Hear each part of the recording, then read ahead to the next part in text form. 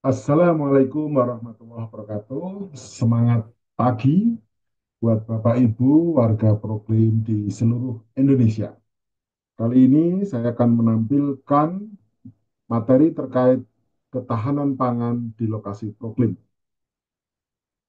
Seperti kita ketahui bahwa ketahanan pangan ini sangat penting bagi kita, sehingga kita bisa melihat ada 60 sampai 80 ribu hektar sawah per tahun yang hilang. Dan ini merupakan hilangnya sumber pangan yang ada di Indonesia. Tentu ini menjadi keprihatinan yang luar biasa karena mencetak sawah tidak semudah yang dibayangkan. Membutuhkan status lahan yang subur, membutuhkan biaya yang tidak sedikit. Kita juga tahu bahwa ketahanan pangan adalah pertahanan negara yang paling utama. Kalau tentara berperang dengan perut lapar, tentu akan menjadi masalah yang sangat luar biasa.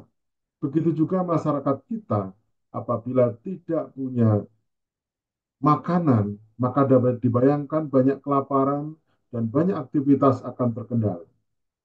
Ketahanan juga menjadi salah satu prioritas dari pembangunan nasional, seperti yang disampaikan oleh Bapak Presiden Prabowo, bahwa targetnya kurang lebih 3 sampai 4 tahun ke depan, harapannya kita bisa mandiri pangan. Maka ketahanan pangan ini juga merupakan aksi adaptasi pengendalian perubahan iklim yang sering kita lakukan di lokasi-lokasi proklim. Bahkan dari Permendes PDT nomor 2 tahun 2024, fokus penggunaan dana desa 2025 mentargetkan minimal 20% dana desa dialokasikan untuk mendukung swasembada pangan. Bapak Ibu sekalian, kita punya permasalahan.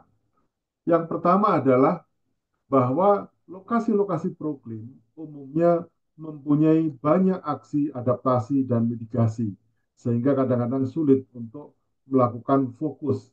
Sebaiknya melakukan kegiatan yang mana yang prioritas. Kemudian, tidak semua lokasi proklim punya lahan yang luas, khususnya hamparan sawah. Kita bisa melihat beberapa lokasi proklim di kawasan permukiman padat, kawasan perkotaan, kawasan pesisir, ini sering terkendala dengan luas lahan, sehingga yang tersedia di pekarangan hanya lahan sempit.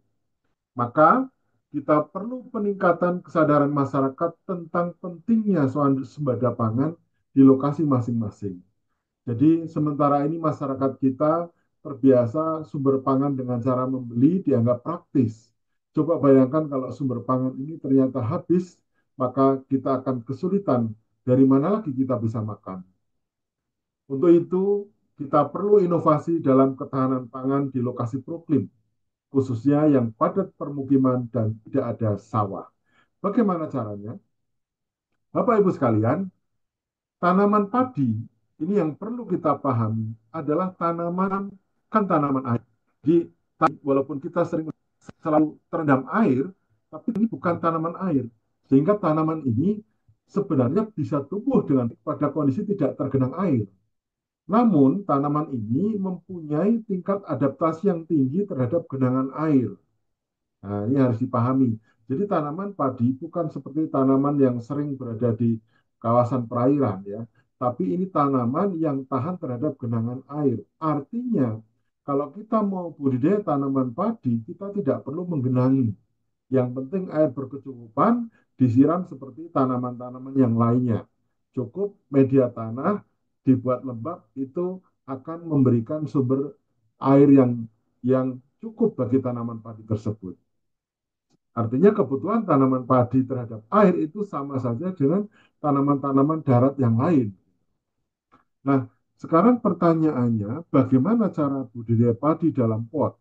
Kita bisa merujuk beberapa tulisan yang ada di internet, dan foto-foto ini saya tampilkan juga sebagai eh, informasi yang saya ambil dari internet untuk sekedar memudahkan kita dalam mendapatkan penggambaran seperti apa tanamannya dan bagaimana cara melakukannya. Cara budidaya padi dalam pot, yang pertama harus kita siapkan adalah terkait dengan media tanam, ya, terkait dengan media tanam. Media tanam ini kita bisa menggunakan pot ukuran diameter 30 cm. Minimalnya adalah 20 cm.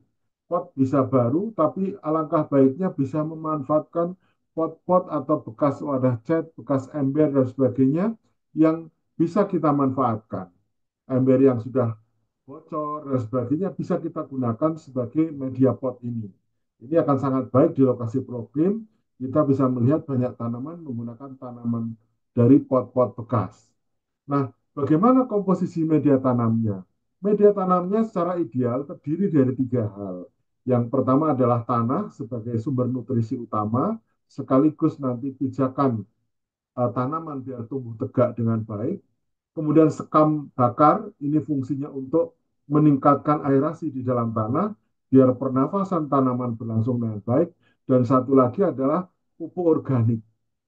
Pupuk organik bisa berasal dari kompos, bisa berasal dari pupuk kandang, atau jenis-jenis pupuk hewan yang lainnya. Ini tergantung persediaan yang ada. Sebenarnya komposisi ini terlalu ideal. Kalau toh misalnya tidak ada di lapangan, paling tidak adalah tanah dengan pupuk organik. Kalau tanahnya sudah subur, maka tanah dengan sekam sudah cukup. Jadi minimal adalah dua komposisi ini, apakah tanah dengan sekam ataukah tanah dengan pupuk organik. Tapi tanahnya harus tetap ada. Nah, diisikan kira-kira hampir mendekati penuh, ya. Terus kemudian disiapkan, biasanya didiamkan beberapa waktu sampai 2 minggu untuk memastikan bahwa pupuk organik yang kita berikan ini sudah tidak berbau dan warnanya sama dengan tanah. Ya, sudah gelap kehitaman, itu menandakan pupuk organiknya sudah matang.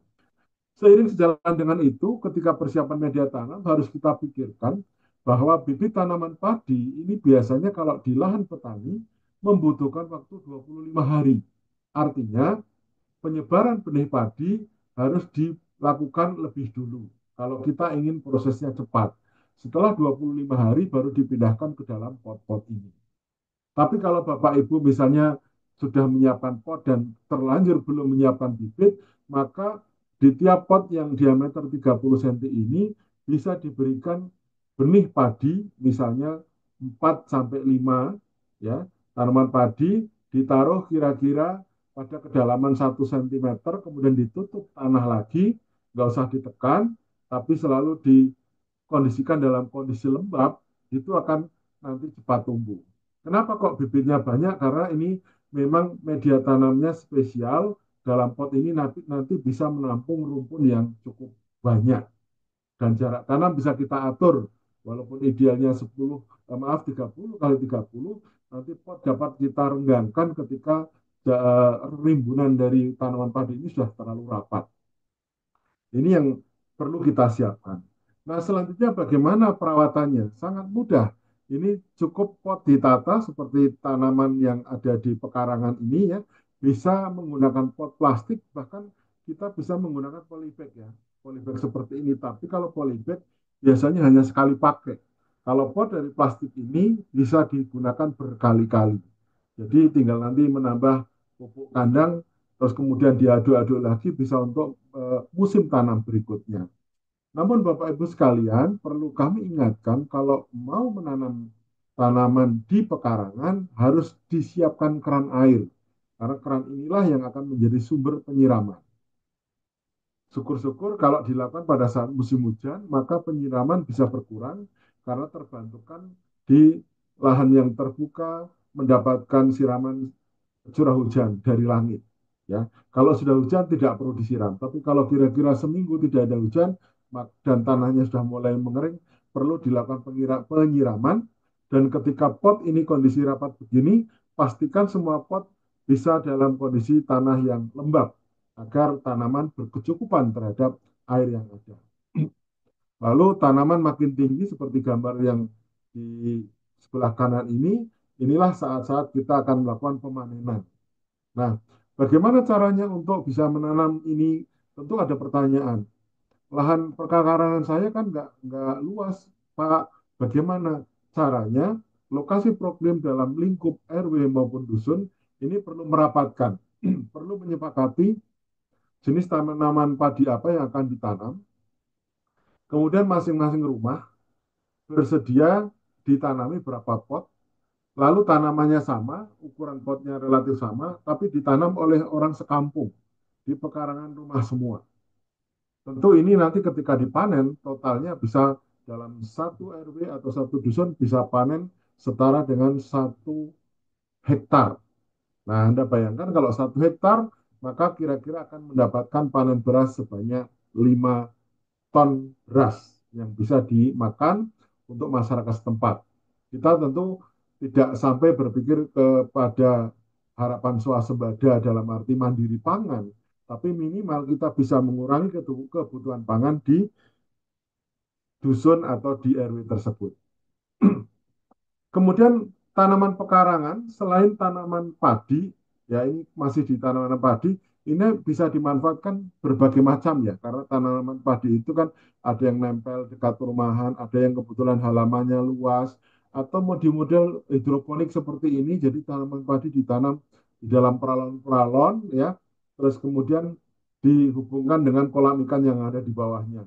Jadi air yang dialirkan ke dalam pipa-pipa peralon ini adalah air dari kolam ikan yang biasanya mempunyai nutrisi yang tinggi. Artinya dengan pola ini pemupukan bisa jauh berkurang. Bapak Ibu sekalian, sekedar simulasi gambaran terkait bagaimana pentingnya kita mandiri pangan atau swasembada pangan di halaman rumah kita. Misalnya kita buat simulasi seperti ini. Sebuah dusun atau RW itu terdiri kira-kira 500 kakak. 500 kakak ini setara 2.000 warga. Nah, 2.000 warga per orang ini menurut teori kebutuhan beras per tahunnya adalah 100 kilogram. Maka membutuhkan 200.000 kilogram setara dengan 200 ton beras per tahun. Nah, jika sawah itu menghasilkan produksi padi per tahun 15 ton dengan asumsi panen 3 kali, maka 2.000 warga untuk bisa mandiri pangan ini perlu didukung oleh luas sawah setara 13 hektar dengan panen 3 kali. Nah, kalau membayangkan ini tentu sulit ya kalau berada di kawasan perkotaan ya. Nah, paling tidak kawasan perkotaan ini berusaha untuk mengurangi ketergantungan pangan dari lokasi lain.